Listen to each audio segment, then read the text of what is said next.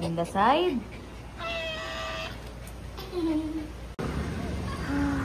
So, uulan na naman. And suspended na yung work namin. Kanina pang 1. But it's already 3 p.m. and tuloy pa rin ang palabas. Though wala palabas ngayon, merong rehearsals. Uwi na rin ako. Malaman mamaya kung babalik ako para sa rehearsal. Pero, nandito ako sa bahay. Nag-edit din naman ako ng, ng podcast. Hi, Panther! Katatapos niya ng treats kasi si Ulet di pa tapos sa treats niya. So, si Pharaoh nag-aabang, ay si Panther nag-aabang lang yan kaya ganyan yan. Oh, abang na abang yan. Kita na kita eh.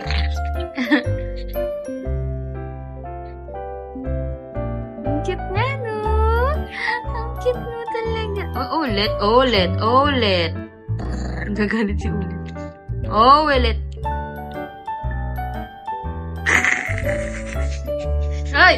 Hoy.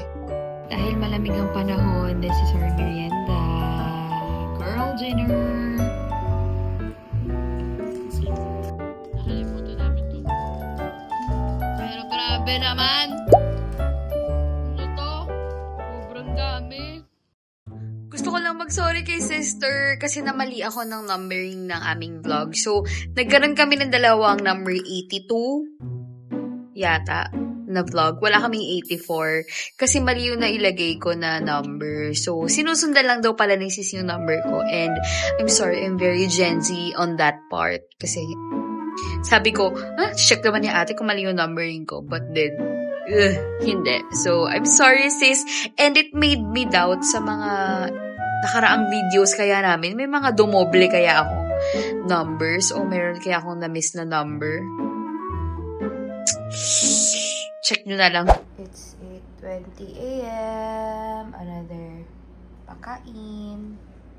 Yung tsura nila oh. Tataka sila. Bakit nagsiset up ng tripod? Hindi binibigay yung food.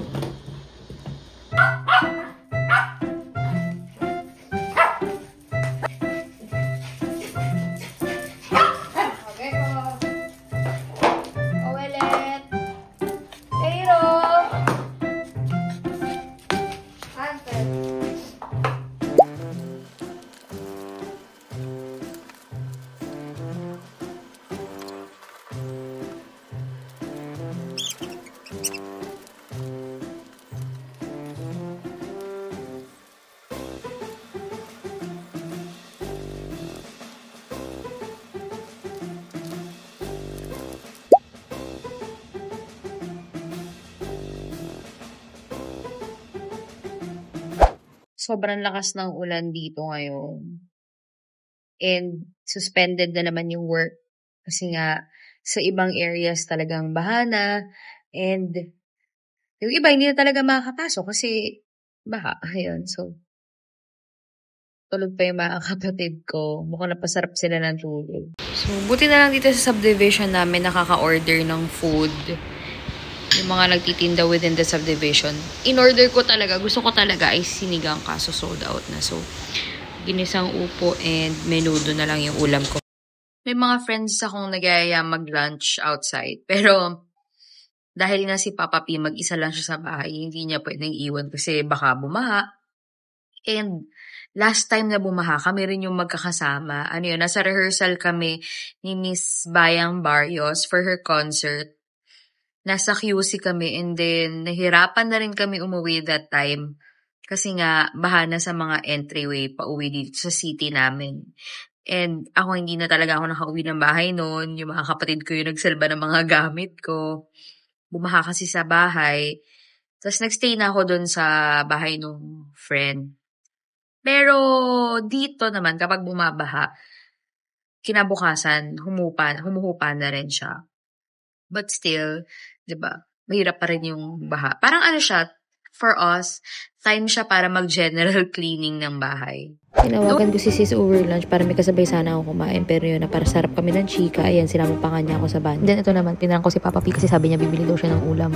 Tapos naka-loudspeaker siya. So sabi ko, ay di ba yan yung sinabi mo hindi masarap?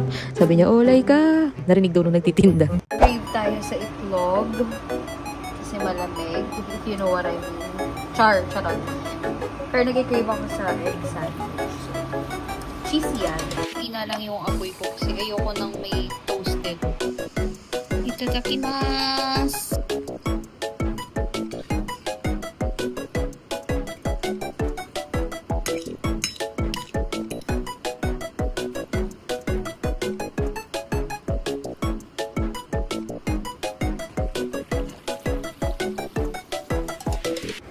So here, tinuturuan ko si sis ng sayaw na folded ni Kelani. Tapos parang mga 40 seconds pa lang. Parang sabi niya, okay na, nag-shoot na ako. Parang, sis, di mo makagets. Mag-shoot ka na agad.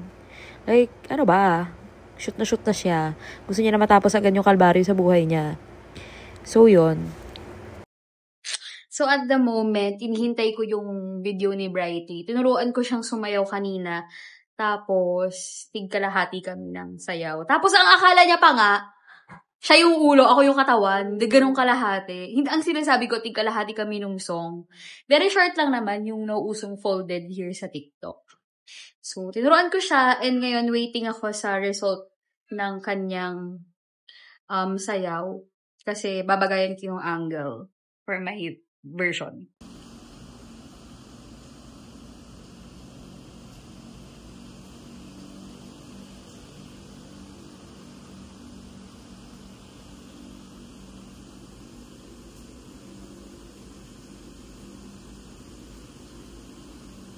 Siyempre, umulit kami ng turo. Paano kasi stubborn to si sis eh. So, ayan, ulitin ko na may pagtuturo kasi nakalimutan na daw niya. Hindi na daw niya maulit-ulit yung mga steps na tinuro ko sa kanya at magbapalit kami ng part na sasayawin niya. Already put it for you. Already put it for you. I let your body decide if this is it for you. Already put it for you. Already put it for you.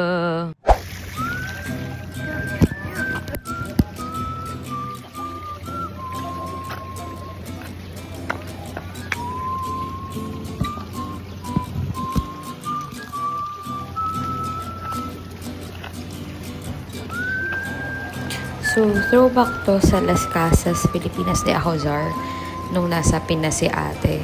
Kasi dyan nagandahan siya talaga.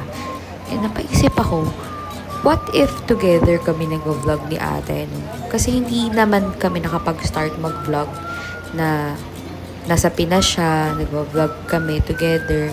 Panay reels lang yung ginagawa ko for her. So, stories lang. We started our vlog nung nagbakasyon ako sa Singapore. Pero mas iniisip ko, bakit wala sa focus tong camera ko? Sayang naman yung film ko. Wala lang, nakakamiss lang kasi it's expensive for our family na maging together, like even for a meal. Kasi nga, magkakalayo kami, magkakaiba kami ng oras sa trabaho. So, one way or another, kailangan talaga may mag-leave sa work just to spend it with the family. Pero, yung isa dyan, di ba kasama namin si mommy, si ate. Yung isa, hindi ko po yun kapatid, si Doktora Kay yun. Hindi rin naging trans si kuya. Si Doktora Kay yan. Pero, parang sister na rin naman namin yan. Yun lang naman are my thoughts habang malakas ang ulan at nag-iisa sa bahay. So, I miss my family, I miss my sis. Pero, napaisip din naman ako. Siguro kung nandito naman sa Pinas si sis, baka pabigat lang din siya sa amin. Charot! Charot lang sis.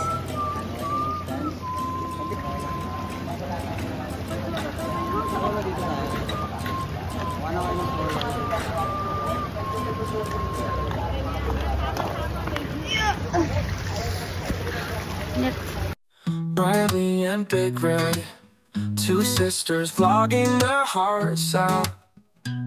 They'll do the 1,000 vlogs challenge with family and friends all around. Riley and Big Red, vlogging and vlogging again. And mom is there and friends all around. This bond is amazing, my friend. And let's go vlog again.